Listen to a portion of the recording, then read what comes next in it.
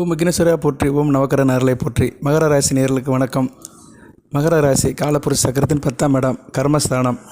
உத்திராடம் 2, 3, 4, திருவோணம் 4 பாதங்கள், அவிட்டம் 1, 2 அடங்கிய ராசி மண்டலம். இந்த வீடியோ பதிவு முக்கியமான வீடியோ பதிவுங்க. உங்கள் ராசிநாதனை பற்றி இந்த வீடியோ பதிவில் பேச போகிறோம். சனி பகவான் வக்ரம் அடைகிறாரு. சனி பகவானை பற்றி ஏற்கனவே ஒரு வீடியோ போட்டிருக்கிறேன். நான் சனி பயிற்சிக்கு ஒரு வீடியோ போட்டிருக்கிறேன். அதுக்கடுத்து சனி பகவானுடைய தசாபுத்திக்கு ஒரு வீடியோ போட்டிருக்கிறேன். அதோடைய அமைப்பு ரீதியாக போட்டிருக்கிறேன். அடுத்து தசாபுத்திக்கு தனியாக ஒரு வீடியோ போடுறேன். இப்போ இந்த இடைக்காலத்தில் வக்ரம் அடைகிறார் அவர். சரியா? எதுக்கு நான் இதை சொல்கிறேன்னா, சனி பகவானை பற்றி இப்போ க்ளோஸாக கடந்த நாட்களில் வீடியோ போட்டிருக்கிறேன். சனி பகவானை பற்றி தெரியும்னு நினைக்கிறவங்க அந்த வீடியோவை பார்த்துக்கலாம். ஏன்னா அவர் வக்ரத்தை பற்றி பேசுகிறதுனால அவரை பற்றி முழுமையாக தெரியணும். அவரை பற்றி முழுமையாக தகவல்களை சொல்லியிருக்கிறேன். அந்த வீடியோ லிங்கை கீழே அட்டாச் பண்ணுறேன். இந்த வீடியோ கீழே லிங்கை கொடுக்குறேன். அந்த லிங்கில் பார்த்தீங்கன்னா சனி பகவானை பற்றி முழுமையாக தெரிஞ்சுக்கலாம். உங்கள் ராசிநாதன் அதுக்காக இவ்வளோ தூரம் விளக்கம் கொடுக்குறேன். சரியா? ஓரிரு வார்த்தைகள் கொஞ்சம் விளக்கம் கொடுத்துட்டு வீடியோவுக்கு போகிறேன். இப்போ சனி பகவான் வக்ரம் அடைகிறாரு. வருகிற 29ஆம் தேதி, ஜூன் 29ஆம் தேதி, ஆனி மாதம் 15 சனிக்கிழமை வக்ரம் அடைகிறாரு. பொதுவாக சனி பகவான் வருடத்துக்கு ஒரு தடவை வக்ரம் அடைவார். சூரியனால் தான் வக்ரம் அடையுது. சூரியனுக்கு 9ஆம் இடத்துக்கு சனி பகவான் வரும்போது வக்ரம் அடைவார். அதே மாதிரி சூரியனுக்கு 5ஆம் இடத்துக்கு வரும்போது வக்ர நிவர்த்தி அடைஞ்சிருவார். அது சூரியனால் நிகழ்கிற நிகழ்வு தான் வக்ரம். எல்லா கிரகங்களுமே வக்ரம் அடையும். சரியா? ராகுகேதுகளை தவிர எல்லா கிரகங்களும் வக்ரம் அடையும். ஏன்னா ராகுகேதுகள் வக்ரம் அடையாது. ஏன்னா அவங்க வக்ர நிலையில் தான் பயணிக்கிறாங்க. வக்ரம்னா என்ன? பின்னோக்கி போகிறதுன்னு அர்த்தம். பின்னோக்கி சற்று நிகழ்ந்து போகிற ஒரு நிகழ்வு. அதை நம்ம சொல்கிறோம். சூரியனுடைய வெப்பத்தால் எல்லா கிரகங்களும் சற்று பின்னோக்கி நகரும். இந்த நிலைக்கு உந்தப்படும், அந்த நிலைக்கு தள்ளப்படும். இப்போ எப்படின்னா, ஒரு உதாரணத்துக்கு சொல்கிறேன். நம்ம பைபாஸ் ரோடில் பஸ்ஸில் போகிறோம். இப்போல்லாம் 4-வே ட்ராக் ஆகிப்போச்சு. அதனால் ஒரு ட்ராக்கில் 2 பஸ்ஸு போகும். இப்போ நம்ம பஸ்ஸை முன்னாடி போகிற பஸ்ஸை ஓவர் டேக் பண்ணிவிட்டு வேகமாக போகுதுன்னு வச்சுக்கோங்களேன். முன்னோக்கி போகும்போது நமக்கு முன்னாடி போகிற பஸ்ஸை பின்னோக்கி போகிற மாதிரி தெரியும். அதாவது 2 பஸ்ஸும் பேரலால் பக்கத்தில் போகும்போது நம்ம அந்த பஸ்ஸை ஓவர்லோக் பண்ணி போகுது. ஓவர்டேக் பண்ணி முன்னாடி போகும்போது ஆல்ரெடி ஏற்கனவே முன்னாடி போன பஸ்ஸை பின்னோக்கி போகிற மாதிரி ஒரு இமேஜினேஷன் தெரியும் நமக்கு. இது எல்லோரும் ஃபீல் பண்ணியிருப்போம். பஸ்ஸில் போனாலும் சரி, அதேமாதிரி சில ட்ரெயினில் போனாலும் தெரியும். பேரலாக ட்ராக் இருந்துச்சுன்னா அந்த ட்ரெயினில் போகும்போது நம்ம அதை ஃபீல் பண்ணுவோம். சரியா? நம்ம மெட்ரோ ட்ரெயினில் மெட்ராஸில் இருக்கிறவங்களுக்குலாம் நல்லா தெரியும். ஏன்னா அங்கே தான் பேரல் ட்ராக் நிறையா இருக்கும். சப்பர்பன் ஒன்று போயிட்டுருக்கோம், அப்புறம் எக்ஸ்பிரஸ் ஒன்று வரும். அதில் எது முன்னோக்கி வேகமாக போதோ அதுக்கு அந்த வேகமாக போகிற ட்ரெயினுக்கு மெதுவாக போகிற ட்ரெயின் பின்னோக்கி போகிற மாதிரி தெரியும். இது ஒரு உதாரணத்துக்கு சொல்கிறேன். இந்த அமைப்பு தாங்க வக்ரம். சரியா? வேறு ஒன்றும் கிடையாது. வக்ரம்ங்கிறது எந்த கிரகமும் பெயர்ச்சியாக போகிறது கிடையாது. எல்லா கிரகமும் எல்லா இடத்துல நின்றுக்கிட்டு தன்னைத்தானே சுற்றிக்கிட்டு சூரியனை சுற்றி வந்துக்கிட்டு தான் இருக்குது. இதுதான் அன்றாட நடக்கிற நிகழ்வு, பூமி உட்பட. இந்த நிகழ்வு என்னென்னா, சூரியனுடைய அந்த வேகத்துக்கு அந்த கிரகங்கள் சில இடங்களில் வரும்போது அந்த வக்ரம் அடையுது. உதாரணத்துக்கு சூரியனுக்கு 9ஆம் இடத்துல வரும்போது சனி பகவான் வக்ரம் அடைவார். அப்படி பார்த்தோம்னா சனி பகவான் சூரியனுக்கு 5ஆம் இடத்துல இருப்பார். எல்லாம் ஒன்று தான். சூரியனுக்கு 9ஆம் இடம்னா சனிக்கு 5ஆம் இடம், வக்ரம் அடைவார். அதே மாதிரி சூரியனுக்கு 5ஆம் இடத்துல வரும்போது வக்ர நிவர்த்தி அடைஞ்சிருவார். அதுமாதிரி சனி பகவானுக்கு சூரியன் 9ஆம் இடத்துல வரும்போது அவர் வக்ர நிவர்த்தி அடைஞ்சிருவார். இவர் வச்சு சொன்னோம்னா 9, அவர் வச்சு சொன்னோம்னா 5. பொதுவாக சூரியன் சம்பந்த வக்ரம்னா சூரியனுக்கு சமசத்தமாக 7ஆம் இடம், அடுத்து 6ஆம் இடம் இடது பக்கம், மேலே போனோம்னா 8ஆம் இடம், அங்கிட்டு 9ஆம் இடம், இங்கிட்டு 5ஆம் இடம். புரியுதா? ஸோ சூரியனுக்கு 2 பக்கமுமே அந்த வக்ர இது இருக்கும். சூரியன் எப்போயுமே தனக்கு சமசத்தமாக இருக்கிற கிரகங்களை பாதிப்பார். அந்தவருடைய கதிர்வீச்சு முழுமையாக விழுவும். சூரியன் இப்போ மிதுனத்தில் இருக்கிறாரு. மிதுனத்தில் வரப்போகிறாரு 15ஆம் தேதி. இன்னும் 2 நாள் கழித்து வந்துடுவார். ஆனி 1ஆம் தேதி வந்துடுவார். ஸோ அவர் சமசுத்தம் தனுசுக்கு இப்போ 3ஆம் வீட்டில் சனி பகவான் இருக்கிறாரு. 7, 8, 9. ஸோ 9 வந்துருச்சா? சூரியனுக்கு 9ஆம் இடத்துல வக்ரமாகி சூரியன் இங்கே வருவார். எங்கே வருவார்? துலாமுக்கு வரும்போது வக்ர நிவர்த்தி அடைஞ்சிருவார். சூரியனுக்கு 5ஆம் இடத்துல சனி இருக்கும்போது வக்ர நிவர்த்தி அடைஞ்சிருவார். இந்த காலகட்டத்தில் சனி பகவான் பின்னோக்கி வர்றாரு. இப்போ சனி பகவான் கும்பராசியில் புரட்டாதி 2ஆவது பாதத்தில் இருக்கிறாரு. புரட்டாதி 2ஆம் பாதத்தில் இருந்து பின்னோக்கி வருவார். அந்த சூரியனோட தாக்கத்தால், சூரியனுடைய அந்த வெப்பத்தின் தாக்கத்தால் ஒரு கொஞ்சம் பின்னோக்கி வர்ற ஒரு நிகழ்வு நடக்கும். இயல்பு நிலை இழந்து பின்னோக்கி வருவார். புரட்டாதி 2ஆம் பாதத்தில் செஞ்சிருக்கிற சனி பகவான் கும்பராசியில் சதயம் 4ஆம் பாதம் வரைக்கும் வருவார். பின்னோக்கி வருவார். சதயம் 4 வரைக்கும் பின்னோக்கி வருவார். அந்த டைம் எப்போ சார் அப்படின்னு பார்த்தோம்னா, தமிழில் சொன்னோம்னா ஆனி 15, இங்கிலீஷ் டேட் வந்து 29/6/2024. அவர் வக்கரம் அடைகிற அன்னைக்கு. வக்கர நிவர்த்தி எப்போ அடைகிறாரு அப்படின்னு பார்த்தோம்னா ஐப்பசி 29. தமிழில் ஐப்பசி 29, இங்கிலீஷில் வந்து 15/11/2024 வெள்ளிக்கிழமை. ஸோ கிட்டத்தட்ட 140 நாட்கள் வக்கர நிலையில் இருக்கிறாரு. வக்கர நிலையில் சனி பகவான் 140 நாட்கள் இருக்கிறாரு. 140 நாட்கள் அப்படின்னு பார்த்தோம்னா ஒரு வருஷத்தில் கிட்டத்தட்ட ஒரு அரை மாத காலம். சரி, அரை மாதங்கிறது வந்து 150 நாட்கள். கிட்டத்தட்ட ஒரு 5 மாதம் பல்காக அவர் வந்து வக்கர நிலையில் இருக்கிறாரு. இது வருடம் நடக்கும். சூரியனால் சனி பகவான் வக்கரம் கிட்டத்தட்ட வருஷத்துக்கு 5 மாதம் வக்கர நிலையில் இருப்பார். ஸோ வருஷத்துக்கு 7 மாதம் தான் அவர் இயல்பு நிலையிலிருந்து பலன்களை கொடுப்பார். இதை புரிஞ்சுக்கிறதுக்கு தான் இவ்வளோ நேரம் சொல்ல. ஏன்னா மகர ராசி வந்து சனி பகவானுடைய ஆட்சி வீடு, உங்கள் ராசிநாதன். அவருடைய நேச்சர் என்னன்னு தெரியணும். அவருடைய கேரக்டர் என்ன, நேச்சர் என்ன, அவருடைய இயல்பு நிலை என்ன, அதை தெரிஞ்சுக்கிறதுக்கு தான் இவ்வளோ நேரம் உங்களுக்கு நான் சொன்னேன். பலன்கள் சொல்லலை, அந்த அமைப்பை சொன்னேன், நடக்கிற சம்பவத்தை சொன்னேன், நிகழ்வை சொன்னேன். இப்போ வந்து அவர் வந்து இந்த தடவை 29/6/2024 இருந்து 15/11/2024 வரைக்கும் 150 நாட்கள் அவர் வந்து வக்கர நிலையில் இருக்கிறாரு. 20 டிகிரி பின்னோக்கி வராரு. 20 டிகிரி, ஒரு ராசியிலே மொத்தம் 30 டிகிரி தான். அதில் வந்து இவர் வந்து 2/3 பின்னோக்கி வருகிறார். சரியா, 2/3 வந்து பின்னோக்கி வராரு. இது ஒரு நிகழ்வு தான், முக்கியமான நிகழ்வு தான். இதை வந்து சாதாரண நிகழ்வு நினைக்க முடியாது. ஆனால் இது வக்கர பயிற்சி கிடையாது, வக்கரம் தான். பயிற்சி அப்படின்னு வார்த்தை எதுக்கு வருதுன்னா, ராசி விட்டு ராசி மாறினா தான் பயிற்சி. நட்சத்திரம் மாறுறது வந்து சாரம் மாறுறது, நட்சத்திர சாரம் மாறுது அப்படி வேணால் சொல்லிக்கலாம். ஸோ இதை வக்கரம்னே எடுத்துக்கலாம். வக்கர பயிற்சி அப்படின்னு சொல்கிறதுக்கு பதில் வக்கரம் நிலை அப்படின்னு எடுத்துக்கலாம். ஏன்னா நட்சத்திரம் டு நட்சத்திரம் தான் மாறுறாரு. பூரட்டாதி நட்சத்திரத்திலேருந்து சதயம் 4ஆம் பாதம் வரைக்கும் வராரு. வந்துட்டு அப்படியே மறுபடியும் முன்னோக்கி போகிறாரு. ஓகே நேயர்களே, இதுதான் இந்த வக்கரத்தோடைய அமைப்பு. இதில் மகர ராசிக்கு என்ன சார் செஞ்சது? மகர ராசி ஏற்கனவே பாவப்பட்ட ராசி. 7 சனியில் வேறு இருக்கிறோம். அடி மேலே அடி வாங்குது, ஒவ்வொரு அடியும் இடியாக விழுகுது. நீங்களும் வீடியோ போடுறீங்க, நல்லது கெட்டது சொல்கிறீங்க, சாதக பாதங்களை சொல்கிறீங்க, நாங்கள் கேட்டுக்கிட்டு தான் இருக்கிறோம். இப்போ என்ன சார் இருக்குது அப்படின்னு பார்த்தோம்னா, மகர ராசிக்கு வந்து இந்த வக்கரம் ஓரளவு நல்ல பலன்களை தான் கொடுக்கும். சரியா, 150 நாட்கள் ஒரு ரிலாக்ஸேஷன் கிடைக்கும். அதாவது எப்படின்னா, கண்டிஷன் பெயிலில் விடுற மாதிரி தான். கண்டிஷன் பெயிலில் சொல்லுவாங்க, கோர்ட்டு கேஸ் நடந்துச்சுன்னா கண்டிஷன் பெயிலில் விட்டுருவாங்க. அதாவது ஒரு உத்தரவாதத்தோடு அவருக்கு ரிலாக்ஸேஷன் பண்ணுவாங்க, ரிலாக்ஸ் பண்ணி விடுவாங்க. அது மாதிரி மகரத்துக்கு ரிலாக்ஸ் பண்ணி விடுறாங்க. உங்கள் ராசிக்கு இப்போ பாதசனியாக இருக்கிறாரு. பாதசனியில் வந்து அவர் வந்து வக்கர நிலையிலேருந்து பின்னோக்கி நகர்றாரு. அப்போ இயல்பு நிலையிலேருந்து மாறுறாரு. சனி பகவானே வந்து இயல்பு நிலை இழக்கிறதுனால அந்த அளவுக்கு கெடுபடி இருக்காது. கெடுபடி இருக்காதுன்னா எந்தெந்த விஷயத்தில் சார் இருக்காது அப்படின்னு பார்த்தோம்னா, குடும்பத்தில் கொஞ்சம் இயல்பாக இருப்பீங்க. இந்த தூரதேசத்துக்கு போனவங்க, வீட்டை விட்டு வெளியே போனவங்க, அங்கங்கே அலைச்சலில் போனவங்களாம் ஓரளவு வீடை தேடி வருவீங்க. பணம் ஓரளவு கை நிறைய காசு சேரும், கையில் காசு பணம் சேரும், வீட்டுக்கு காசை கொடுப்பீங்க. இந்த அமைப்பெல்லாம் குடும்பத்தில் நடக்கும். குடும்பத்தை விட்டு போனவங்க வீட்டுக்கு வரதுக்கு வாய்ப்பு இருக்குது. இடையில கொஞ்சம் வந்துட்டு போவீங்க. இந்த வெளிநாடு, வெளி மாநிலம், குடும்பத்தை விட்டு வேலை விஷயமாக, தொழில் ரீதியாக அயல் தேசம், அயல் நாட்டுக்கு போனவங்க இப்போ கொஞ்சம் திரும்பி வருவீங்க. குடும்பத்தில் ஒரு சந்தோஷம் இருக்கும், ஒரு பேச்சில் ஒரு இனிமை இருக்கும், நல்லபடியாக இருக்கும். சரியா, கொஞ்சம் யதார்த்தமாக இருப்பீங்க. தன்னை நல்லா பாதுகாத்துக்குவீங்க. அதான் பெரிய விஷயம். இவ்வளோ நாள் வந்து உங்களை நீங்கள் கவனிக்கவே இல்லை. அந்த அலைச்சல், குடும்பத்துக்காக தொழிலுக்காக அலைஞ்சி திரிஞ்சிட்டு இருந்தவங்க இப்போ உங்கள் மேலே ஒரு அக்கறையை பார்ப்பீங்க. சரியா, ஒரு அக்கறை எடுத்து பார்ப்பீங்க. கூடுதல் பலன்கள் அப்படின்னு பார்த்தோம்னா, தாயாரோட தேக அறிக்கை நல்லபடியாக இருக்கும்.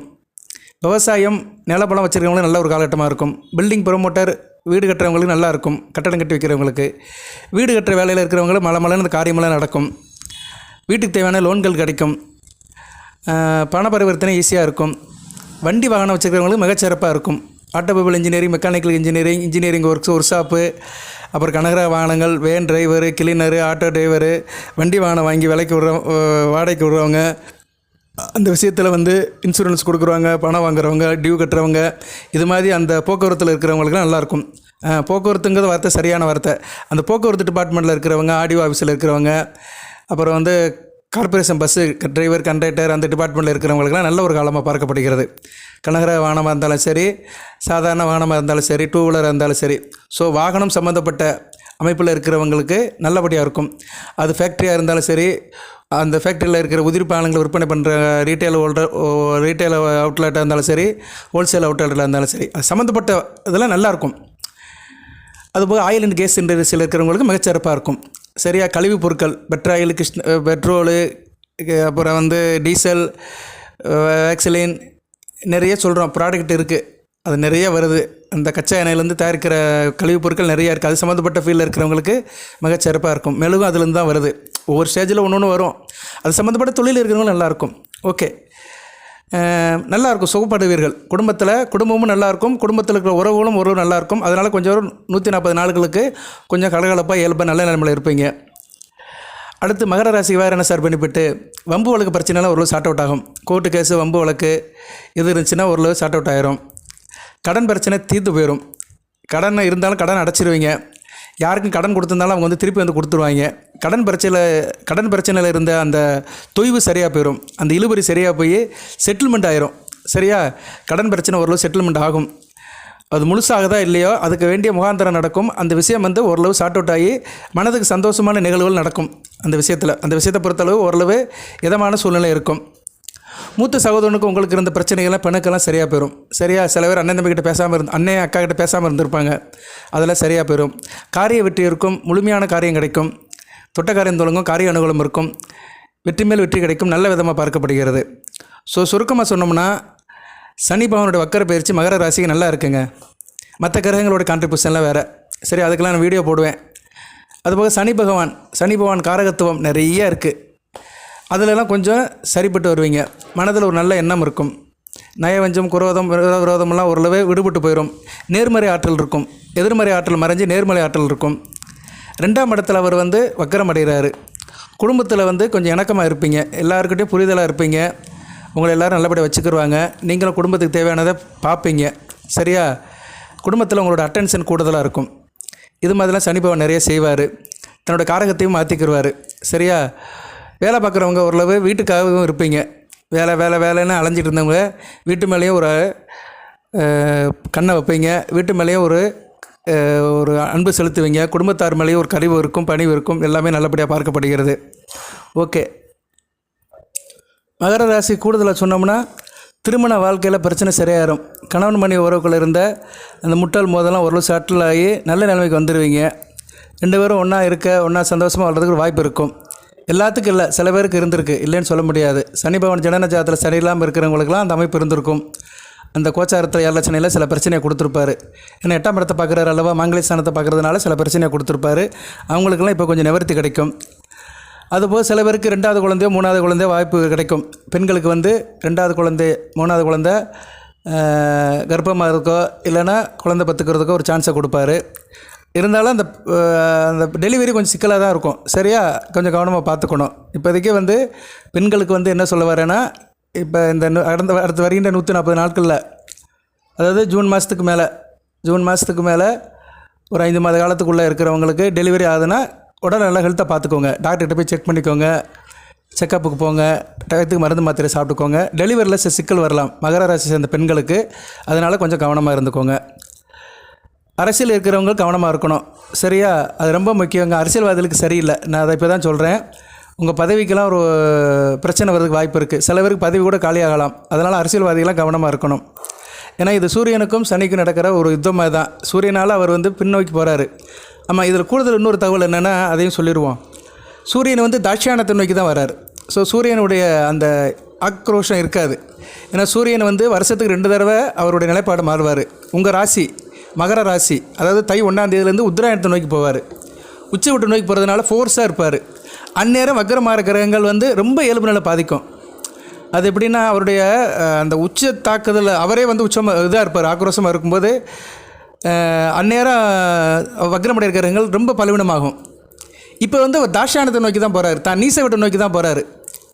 அதாவது கடகத்திலிருந்து தனுசு வரைக்கும் நீச விட்டை நோக்கி தான் போவார். துலாமில் தான் நீசமடைவார் சூரியன். அதனால் அவருடைய வேகம் குறைஞ்சிரும். உக்கரம் குறைஞ்சி நீச விட்டு நோக்கி போகிறதுனால உக்கரம் குறைஞ்சி தான் சனி பகவான் வக்கரப்படுத்துகிறாரு. அதாவது எப்படின்னா ஒரு பையன் கிளாஸ் டீச்சர்கிட்ட மாட்டிக்கிட்டான்னா ஓரளவு சரி பண்ணிட்டு போயிடுவான். கிளாஸ் டீச்சருக்கு அவனை பற்றி தெரியும். சார் போட ஒழுங்காரா சொல்லி வான் பண்ணி அனுப்பிடுவார். ஹெட்மாஸ்டர் கிட்ட மாட்டிக்கிட்டான்னு வச்சுக்கோங்களேன், ரொம்ப கஷ்டம். ஹெட்மாஸ்டர் தெரியாது. ஏன்னா அவர் கிளாஸ் டீச்சர் தான் தெரியும். பசங்களை அந்தளவுக்கு பரிச்சயம் இருக்காது. அவர் என்ன செய்வார், கிளாஸ் டீச்சரை வாங்கிட்டு கூப்பிட்டுட்டு மேலே என்ன ரூமுக்கு வைப்பான்னு சொல்லிட்டு அங்கே வச்சு என்கொயரி பண்ணுவார், வெரிஃபிகேஷன் பண்ணுவார். சும்மா லேசில் விட மாட்டார் ஹெட்மாஸ்டர். அதெல்லாம் சொல்லுவாங்க, வாத்தியார்கிட்ட மாட்டிக்கலாம், ஹெட்மாஸ்டர் கிட்ட மாட்டக்கூடாதும்பாங்க. இப்போ சூரியன் வாத்தியாராக தான் இருக்கார், ஹெட்மாஸ்டர் இல்லை. சூரியன் தாட்சாயணத்தை நோக்கி போகிறார். இதெல்லாம் ஜோதிடத்தில் நிறைய இருக்குங்க. இதெல்லாம் உள்ளே போய் பார்த்தா தான் ஒவ்வொருத்தருக்கும் பலன் இருக்குது. பலனுங்கிறது வந்து எல்லாராலையும் ஈஸியாக சொல்ல முடியாது. வைக்க பொருளை ஊசியை போட்டு தர்ற மாதிரி தான். சூரியன் வந்து தாட்சாயத்தை நோக்கி போகும்போது வக்கரம் அடைகிற கிரகங்கள் வந்து ஒரு நல்லாயிருக்கும், இயல்பு நிலை மாறாது, ரொம்ப மாறாது. சரியா? அதன்படி பார்த்தோம்னா சனி பகவான் வந்து ரொம்ப இயல்பு நிலை மாறலை. ஓகே, அதையும் சொல்ல வேண்டியது நம்மளுடைய கடமை, கொஞ்சம் தெரியப்படுத்துகிறேன். ஓகே, சில பேர் சொல்கிறாங்க, நீங்கள் ஜோதிடம் சொல்கிறீங்க சார், உதாரணங்களையும் அந்த என்ன சொல்கிறது அதுக்கு பின்னாடி எடுத்துக்காட்டுகளையும் அதிகமாக சொல்கிறீங்க அப்படிங்கிறாங்க. நான் உதாரணம் சொன்னாலும் ஓரளவு அது ரிலேட்டடாக தான் சொல்லுவேன். அதுவும் வந்து ஜோதிடத்துக்குள்ள ஒரு அங்கமாக தான் இருக்கும், பார்ட் ஆஃப் த அஸ்ட்ராலஜியாக தான் இருக்கும். வெளியே சும்மா தேவையில்லாதெல்லாம் சொல்ல மாட்டேன். சில நேரங்களில் கொஞ்சம் எக்ஸிடாக சொன்னேன்னா அதுக்கு வந்து நான் மன்னிப்பு கேட்டுக்கிறேன். சில பேருக்கு அது வந்து போர் அடிக்கிற மாதிரி இருக்கும். இருந்தாலும் எனக்கு ஒரு ஃப்ளோவில் சில வார்த்தைகள் வந்துடுது. ரைட், நேரில் அது இருக்கட்டும். இப்போ வந்து சூரியனும் வந்து அந்த அளவுக்கு இல்லை, கெடுபடியாக இல்லை. அதனால் சனி பகவான் கொஞ்சம் இயல்பு நிலை ரொம்ப கெட்டு போக மாட்டார், நல்ல நிலைமையில் தான் இருப்பார். எதுக்கு சொல்கிறேன்னா, சனி பகவான் எந்த அளவுக்கு இயல்பு நிலை கெட்டு போகிறாரோ அந்த அளவுக்கு நீங்கள் பாதிக்கப்பட்டுப்பீங்க. மகர ராசி நேயர், தனிப்பட்ட முறையில் மகர ராசி நேயர்கள் பாதிக்கப்படுவீங்க. ஏன்னா உங்கள் ராசிநாதன் வந்து நல்லவனோ கெட்டவனோ, ஆனால் அவர் வந்து இயல்பு நிலையில் இருந்தார்னா உங்களுக்கு நல்லது. தனிப்பட்ட முறையில் மகர ராசியில் பிறந்தவங்க நல்லது. உங்களை சுற்றி மற்றது வேறு, உங்கள் ஒய்ஃபு வேறு, மகள் வேறு, மகன் வேறு, அம்மா அப்பா வேறு, இவங்கெல்லாம் வேறு, உறவு முறை வேறு, தொழில் உத்தியோகம் வேறு. தனிப்பட்ட முறையில் நீங்கள் உங்கள் உடலுக்கும் மனதுக்கும் வந்து சனி பகவான் தான் காரணம். சரியா? அந்த சனி பகவான் ராசிநாதன் வந்து ரொம்ப கெட்டு போயிட்டாருன்னா நீங்கள் வந்து ரொம்ப தனிப்பட்ட முறையில் பாதிக்கப்படுவீங்க. சரியா? அது நல்லதாக கெட்டதோ அதை அடுத்த பார்த்துக்கலாம். இப்போ வந்து அரசியல்வாதிகளுக்கு தான் சொல்ல வந்தேன். அரசியல்வாதிகள் கவனமாக இருக்கணும். பதவி காலியாகிறதுக்கு வாய்ப்பு இருக்குது. வேலையில் நல்ல மாற்றம் இருக்குங்க. வேலை உத்தியோகம் பண்ணுறவங்களும் சிறப்பாக இருக்கும், ப்ரொமோஷன் கிடைக்கும். நீங்கள் வேலை பார்க்குற இடத்துல நீங்கள் தான் வந்து வெற்றி கொடி நாட்டுவீங்க. வெளிநாடு செல்கிறதுக்கு வாய்ப்பு இருக்கும். தனிப்பட்ட முறையிலும் போகலாம், பிஸ்னஸ் ரீதியாகவும் போகலாம், உத்தியோக ரீதியாகவும் போகலாம். அதேமாதிரி நினைத்தது நடக்கும். உத்தியோகத்திலும் சரி, பிஸ்னஸ்லையும் சரி, தொழில் வியாபாரத்தில் நினைத்தது நடக்கும். கடன் பிரச்சனை ஏற்கனவே சொல்லிட்டேன் நான். நீண்ட நாளாக இழுபறியாக இருந்த கடன் பிரச்சனைலாம் பைசலாகி கைக்கு காசு வரும். இருந்தபோதும் சுப செலவுகள் இருக்கும். உங்களை சுற்றி சுப செலவுகள் கண்டிப்பாக இருக்கும். சரியா? அதுக்கு நீங்கள் வந்து கமிட்டாக தான் ஆகணும். சுப செலவுகள் இருக்கும். பணம் ஒரு பக்கம் கைக்கு வந்தாலுமே சுப செலவுகளை சனி பகவான் கொடுப்பாரு. ஓகே நேயர்களே, இவ்வளோ தான் வக்கர பயிற்சியில், இவ்வளோ தான். இதில் ஒன்றும் பெருசாலாம் ஒன்றும் இல்லை, பயமுறுத்துகிற மாதிரிலாம் ஒன்றும் இல்லை, தாங்குற மாதிரி தான் இருக்குது. சரியா? மகர ராசி நேயர்கள் எதையும் தாங்க, இதயம் எவ்வளவோ தாங்கிட்டீங்க நீங்கள். இதெல்லாம் ஒன்றும் கிடையாது. சரியா? அதனால் எப்பயும் போல் இயல்பாக இருங்க, நல்லதே நடக்கும். வழிபாடு பண்ணுங்கள். மாதம் ஒரு தடவை, மாதம் ஒரு சனிக்கிழமை சிவன் கோயிலுக்கு போங்க, சிவபெருமானை கும்பிடுங்க, சனி பகவானுக்கு விளக்கு போட்டு வாங்க. அதை ரொட்டீனே செய்யுங்க. ஏழரைச்சனியில் இன்னும் நாள் இருக்குது. அடுத்த வருடம் செப்டம்பர் வரைக்கும் வழிபடணும். சரியா? சனி பகவான் பயிற்சியாகி போனாலுமே தோசை நிவர்த்தி இருக்குது. அடுத்த வருடம் 2025 செப்டம்பர் முழுக்க வரைக்கும் நீங்கள் இந்த வழிபாடு பண்ணணும். மாதம் ஒரு சனிக்கிழமை சிவன் கோயிலுக்கு போயிட்டு வந்துடுங்க, போதும். சரியா? வாய்ப்பு இருக்கிறவங்க வாரம் போங்க, இல்லைன்னா ஆஞ்சநேயர் கோயிலுக்கு போங்க. எல்லாம் ஒன்று தான். மற்றபடி வேறு ஒன்றும் இல்லை. கிரக நிலையெல்லாம் நான் அப்பப்போ வீடியோ அப்லோட் பண்ணிட்டு தான் இருக்கிறேன். சூரியன் இப்போதைக்கு நல்ல நிலைமையில் தான் இருக்கிறாரு. ஏன்னா சூரியனும் இதில் சம்மந்தப்படுறாரு. வக்ரம்னாலே சூரியன் தான் அதுக்கு தலைவன். காரணகர்த்தா வந்து சூரியன் தான். அவரால் தான் அந்த நிகழ்வே நடக்குது. சூரியன் இப்போதைக்கு மகர ராசிக்கு 6ஆம் இடத்துக்கு வருது. நல்ல அமைப்பு தான். உங்களுக்கு வந்து அந்த கெட்டவன் கெட்டிடும் ராஜயோகம் வந்து உங்களுக்கு அமையுது. ஆணி மாதம் முழுக்க நல்ல விதமாக தான் பார்க்கப்படுகிறது. அதுபோல் 6ஆம் இடத்துல புதன் ஆட்சிக்கு போகிறார். அஸ்தமன நிலையில் இருந்தாலுமே பரவாயில்ல. சரியா? சுக்கிரன் வந்து அந்த முக்கூட்டு திரிகர கூட்டணி அமையுது. ஆட்சி பெற்ற புதன் வீட்டில் சுக்கிர சூரிய புதன் அமைகிறது நல்லது தான். அதுக்கு வேணால் நான் அடுத்த வீடியோ போடுறேன். ஏன்னா அவருடைய காரகத்துவம் ஆதிபதி விஷயங்கள் வேறு. இருந்தாலும் சனி பகவான் முக்கியமான கிரகம், உங்கள் ராசிநாதன். இவருடைய பலன்கள் எப்படின்னா மெதுவாக கொடுப்பாரு, ஆனால் நீடித்து நிற்கும். அதான் சனி பகவானுடைய பழங்கள் அப்படி தான். ஐஸ்கிரீம் மாதிரி கரைஞ்சி போகாது. மற்ற கிரகங்கள் கொடுக்குற பழங்கள்லாம் வந்து ஐஸ்கிரீம் மாதிரி, ஐஸ் மாதிரி வாங்கி சாப்பிட டேஸ்ட்டாக இருக்கும். ஆனால் கொஞ்சம் நேரத்தில் கையில் குச்சி தான் இருக்கும், ஒன்றும் இருக்காது. ஆனால் சனி பகவான் கொடுக்குற பழங்கள் வந்து அப்படியே ஒரு இது மாதிரி, வெள்ளைக்கட்டி மாதிரி இருக்கும். சீக்கிரம் கரையாது. சரியா? வாயில் போட்டு ஒதுக்கிக்கிட்டே இருக்கலாம். அப்படியே மெதுவாக தான் அப்படியே குறையும். ஆனால் அவர் சீக்கிரம் கொடுக்க மாட்டார். ஒருத்தங்களுக்கு கொடுத்துட்டாருன்னா அதை சீக்கிரமே அவர் கொடுத்த அந்த சொத்தை, அந்த அசட்டை, அந்த அமைப்பை வந்து யாராலும் சீக்கிரம் அந்த அளவுக்கு காலி பண்ண முடியாது. அது நல்லதாக இருந்தாலும் சரி, கெட்டதாக இருந்தாலும் சரி, அதை உடனே டிஸ்ட்ராய் பண்ண முடியாது, அழிக்க முடியாது. அந்த இதுக்கு சொந்தக்காரர் சனி பகவான் தான். அதுக்கு தான் அவரை ரொம்ப டெடிகேஷனாக நம்ம வணங்கணும். நம்ம இன்றைக்கி எதையோ சுத்தியாக, மன ரீதியாக, உடல் ரீதியாக நம்ம வந்து ஒரு நியாயமாக இருக்கோமா, அன்றைக்கி வந்து கண்டிப்பாக அவர் நமக்கு உதவார். நியாயம் என்ற வார்த்தைக்கு சொந்தக்காரன் சனி பகவான் தான். நியாயமானவர், தர்மத்தின் தலைவன், நீதிபதி, தண்டிக்கிறவர், கட்டுப்படுத்துகிறவர், யாராக இருந்தாலும் கட்டுப்படுத்துவார். அவர் கட்டுப்படுத்துக்காக பிறக்கப்பட்டவர் சிவனால். அவரே சொல்லுவார். அவர் அதை யாரும் எல்லை மீறி போகிறாங்கன்னு வச்சுக்கோங்களேன், வார்னிங் கொடுப்பார்.